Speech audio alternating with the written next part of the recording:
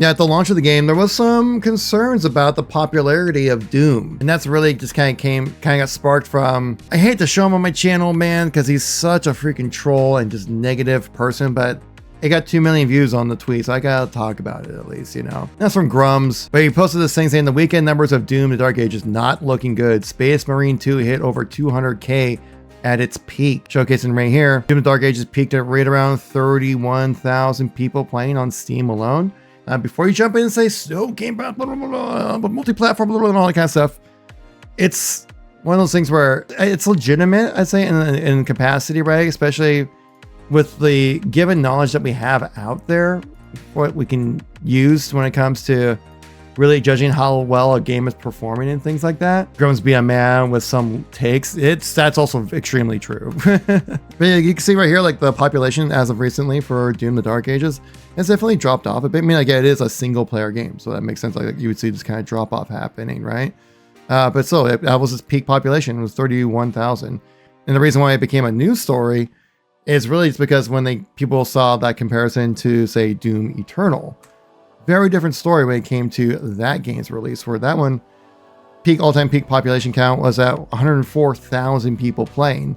Now, there definitely were external factors when it comes to having the numbers like they are with this. External factor being COVID at the time. This game released, I think it was March of 2020.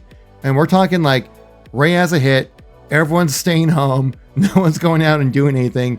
So everyone just kind of started playing a bunch of video games because they're like, well, I'm just gonna be staying at home today again, you know? So, well, Doom just came out. I like 2016. Let's go play that.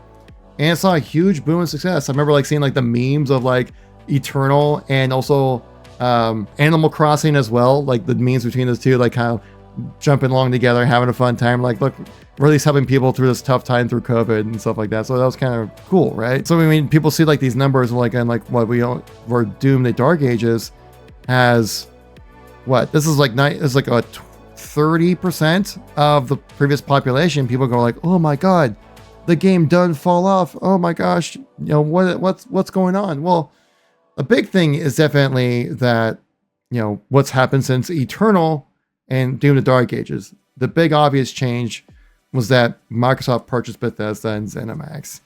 And then the big change on top of that meant that Game Pass is definitely a factor. But yeah, so then there was this big conflict, like, oh my gosh, Steam numbers are low. Grum says the numbers are bad as well. You know, other games in similar type of style have so many more players. What's going on? Well, then just on the 20th, Bethesda tweeted this out saying, thank you for making Doom: The Dark Ages the biggest launch in its history, 7 times faster to 3 million players than Doom Eternal. Which, that seems really contradictory to what we're seeing for the data that we have available out in the public, right? So what's actually happening here? Well, what's actually happening is, well, there are some external factors as well within Doom: The Dark Ages numbers. And so like what I talked about here, go into LinkedIn to get you guys some actual data here. This came across my feed. Rick Linder, who is a game data inside guy, talked about this. And he also brought up that same tweet saying like, how is this possible? Or like, we're not seeing the same numbers. Well, basically the big thing that made the difference between Doom success and failure that we're all supposedly seeing online is Game Pass. Yeah, it's Game Pass. You can see right there. And it's kind of cool to see the kind of breakdown of the numbers of total people playing the game. Like 0.2 million on PlayStation, 0.4 million on Steam, 2.2 million on Game Pass, and also an extra 0.2 million in grand total for this whole thing when it comes to the player breakdown of it. So Game Pass, super successful when it comes to getting people to play Doom: The Dark Ages. Because for myself, that was the biggest blocker for me to get a chance to jump in and play Doom 2016 and also Doom Eternal, was that I just didn't really have the money to spend on something like that, you know? And I didn't even buy Doom Eternal just because I was like, well, I'm already playing too much Halo, or I wanted to play this or something, so I just didn't really jump in to play it. So it's really interesting to see how all these hidden figures are really kind of showcasing what's really happening when it comes to a lot of the games that we really care about, right? Because we want another Doom game, because Doom games are awesome. But if one Doom game fails, we're not going to get another Doom game. It's that volatile right now within the AAA industry. But I think this also kind of goes into another thing that we're starting to see as a general trend in the gaming industry. And that's the fact that we're losing player count numbers effectively throughout the games, right?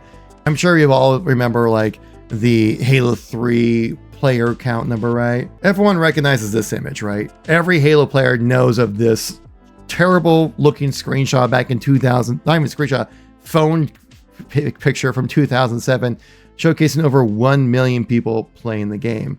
People take a sense of pride, like, yeah, we're part of something. This is what we're doing. This is a really exciting kind of thing to just like show like that many people are also enjoying what I'm enjoying. It makes you feel like you're a part of something, right? And we haven't really had anything like that at all when it comes to games over time. Like even like Black Ops 2 also had player count numbers showcased in game. Like it was a typical thing. And now we just don't really see it ever.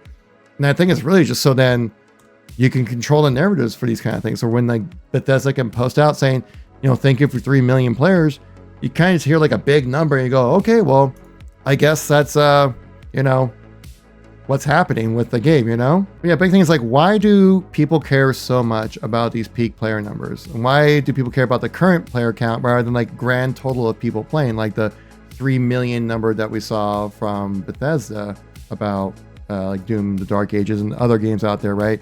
And it's really just because like the concurrent player count really is the number that players feel directly. I don't know if you guys remember that one tweet from Halo back when they said that about Halo Infinite. Like I'm sure many of you Halo fans remember this one here saying, with over 20 million Spartans joining us so far, we are thrilled to announce that Halo Infinite is the biggest launch in Halo history. Thank you for everyone making the game a great journey, right? This is back in January 25 of 2022. This is just a month after the launch, official launch of the game, about 2 months after the launch of the multiplayer. Yeah, some people were saying congrats and stuff like that, but then, you know, a lot of people out here were definitely going like, what do you mean? Like, what do you mean this is the most popular game release ever for a Halo game? Like, we've all saw like the Halo 3 poster of like 1 million people playing at one time.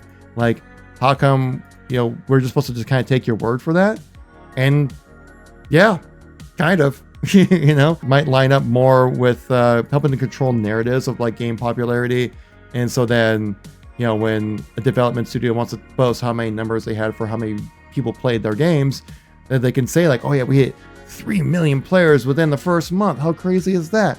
We're not really showcasing like the, you know, the day-to-day numbers, which are probably, you know, right around, I don't know, probably like 50,000 people, what I would say, for like a game like Doom, The Dark Ages right now. I'm just throwing a number, like we have no idea. The only thing we really judge off is the Steam numbers here exactly. But again, like, so like that's the reason why people care a lot about these concurrent player counts and overall player counts, because we want to see the games that we like succeed, and the games that we don't like, people like to also see fail as well. I just wish that we weren't so focused on the numbers game when it comes to gaming experience as a whole, especially for a game like Doom. Like, you don't need a high player count to enjoy Doom.